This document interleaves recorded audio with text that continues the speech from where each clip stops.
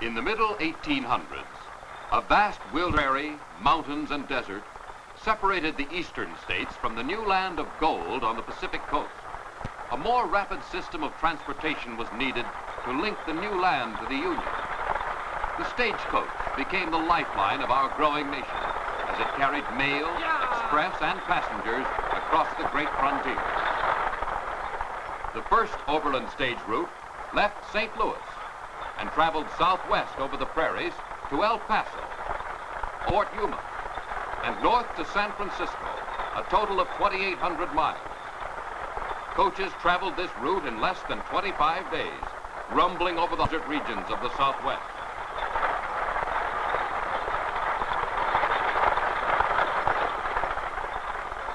At the time of the Civil War, a shorter route was established, traveling from St. Joseph over the prairie, Salt Lake City, and across the desert to the golden valleys of California.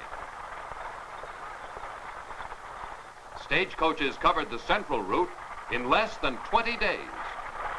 They traveled the year around, conquering 2 mountain ranges as they rolled through the Rocky Mountain passes and over the perilous snow-covered ridges of the high Sierra Nevadas.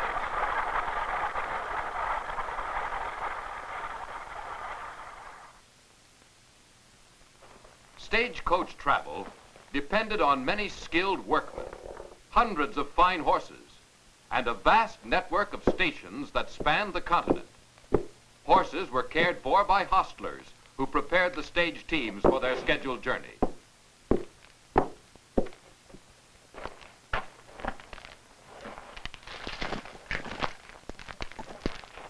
Harness was made of the finest leather.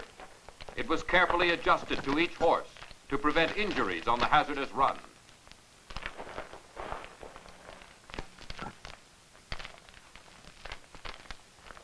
Horses were trained to work in one position on the stage team. A horse was placed on each side of the pole or tongue of the coach. These 2 horses were called wheelers. The wheelers were fastened to the pole with pole chains. When a wheeler pulled on the chain, he turned the front wheels of the coach in the direction the driver wished to go. On the end of the pole hung the Doubletree. The 2 horses fastened to the Doubletree were called leaders. Lead horses were trained to set the pace for the stage team. 2 wheelers and 2 leaders made up the usual team of 4 horses. Each horse was fastened to the coach by sturdy leather tugs. After the horses were hitched to the coach, the hostler threaded the reins from each pair of horses to the driver's box. Now the coach was ready for its long journey and was moved to the stage depot by the driver.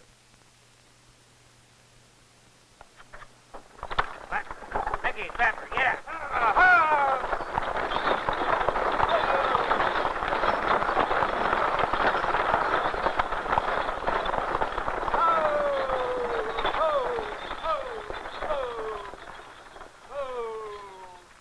Stage depots were often located in hotels. Here, passengers purchased tickets for their journey from the station agent.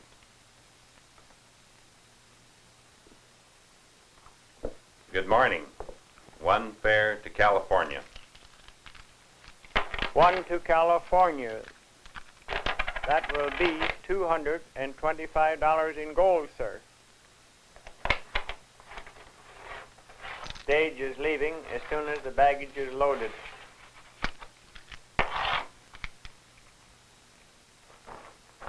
The leather-covered compartment on the rear of the coach was called the boot and was used to carry baggage. Passengers were allowed 25 pounds of luggage on each ticket.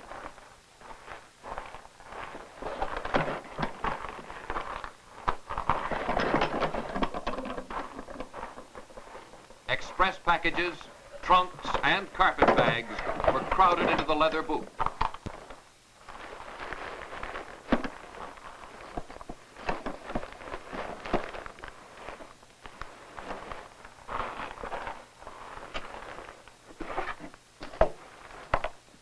Mail bags were the most important part of the load. For the overland stages were supported by government contracts to carry mail across the wide frontier.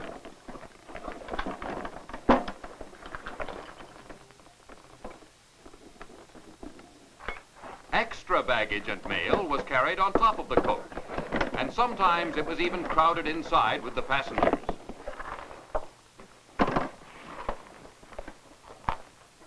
Stages ran on schedule, and drivers prided themselves on a well-timed run.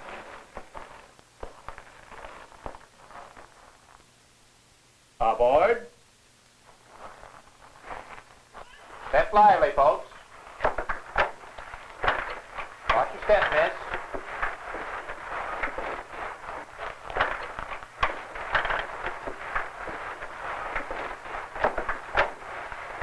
Gents, get to the front.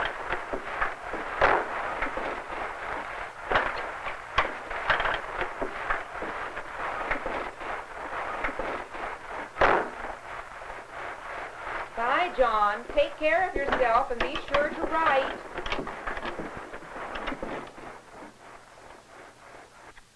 Yeah, yeah, yeah, yeah.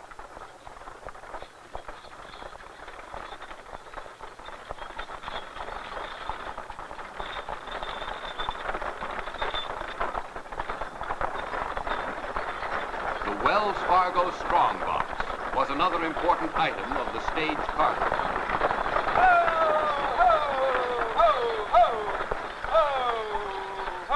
Gold and other valuables were locked in the familiar green box that was carried under the driver's seat.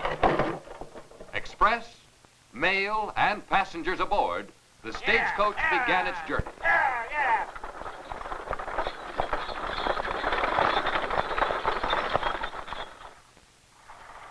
The American stagecoach was built to stand the wear of rough frontier roads. It was made of the finest materials by expert craftsmen from the New England states. The heavy body of the coach was hung on leather straps called Thoreau braces. The Thoreau braces allowed the coach to swing forward and back with each bump in the road and lessened the strain on the horses. The bounce and sway of the coach and the never-ending noise of pounding hooves and rumbling wheels became a monotonous pattern.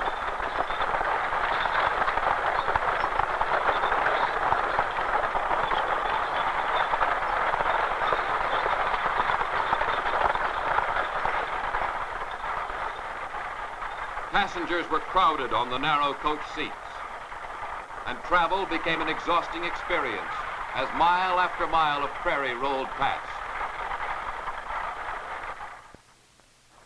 Stage horses were driven as fast as the road would permit.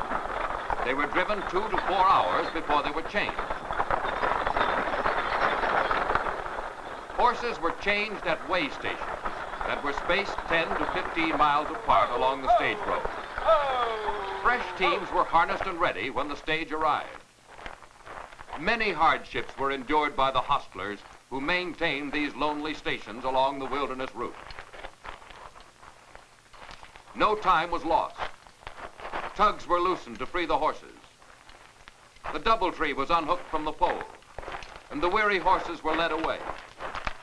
Fine horses were the pride of any stage line and received the best of care.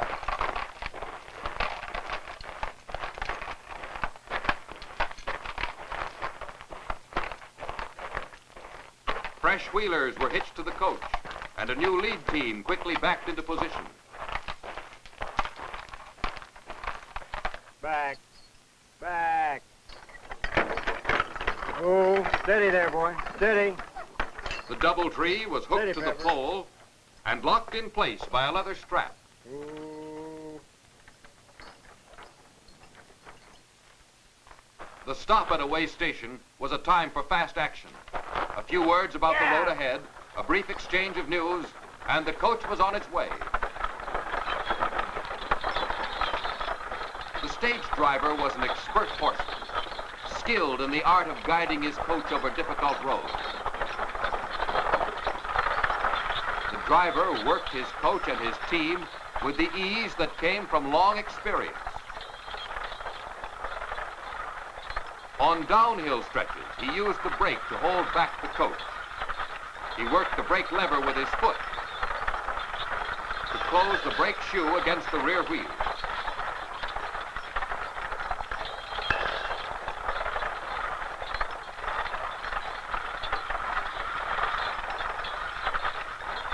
The master driver kept a watchful eye on each horse, called to them by name, and signaled his commands through the touch and pull of the reins. It took strong, sensitive hands to control the ribbons of leather.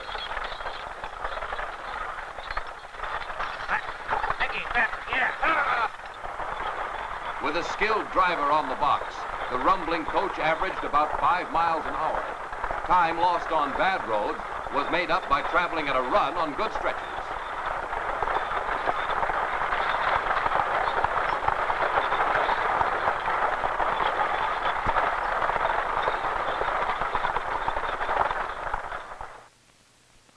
Home stations were located about 50 miles apart along the stage line. The home station was equipped with a blacksmith shop, extra horses and supplies and skilled workmen to keep the stage in good repair. This was the end of the driver's run. Here he waited and drove the next stage back over his section of the stage line.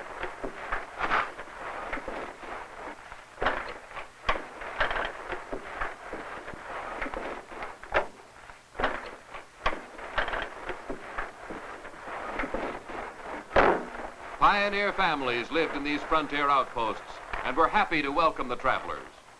Here the tired passengers could rest and refresh themselves. Hot meals could be purchased, and rooms were available for those who wished to wait over for the next stage.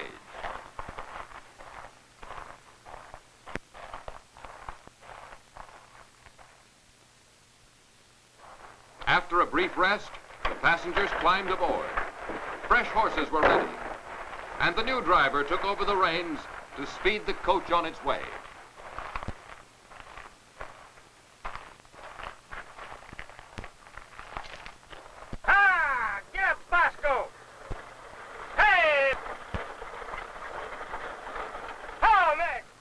Stagecoach was not only uncomfortable, but some chuck holes, rock.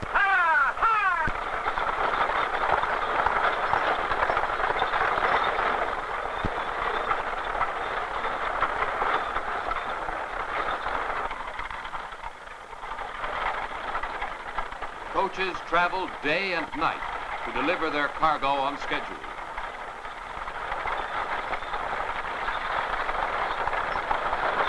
Weary passengers tried to sleep in spite of the lurching coach and the noise of creaking Thoreau braces, ringing chains, and drumming hooves.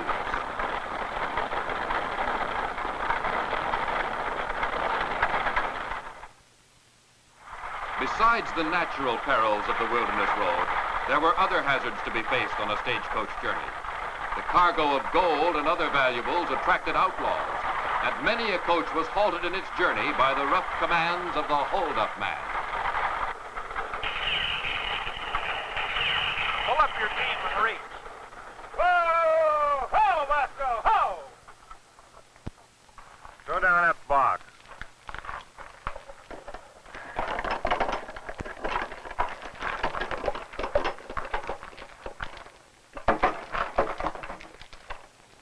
Get going. Yeah!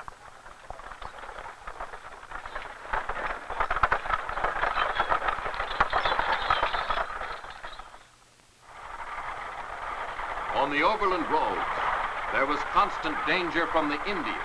Indian scouts might send a war party in pursuit of the passing stage, or plan a raid on a lonely way station.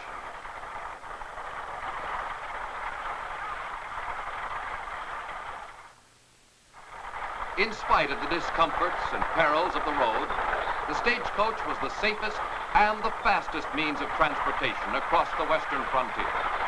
For more than 10 years, the overland stages moved passengers, mail and express, both east and west, in a never-ending flow. In the spring of 1869, the iron horse replaced the hooves of the overland stage.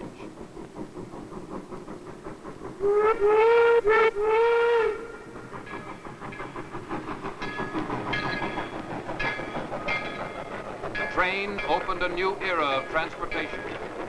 But in the West, the stagecoach continued to serve for many years. Blazing trail encouraging new settlements, the thundering hooves and rolling wheels of the stagecoach played an important part in the growth of our nation.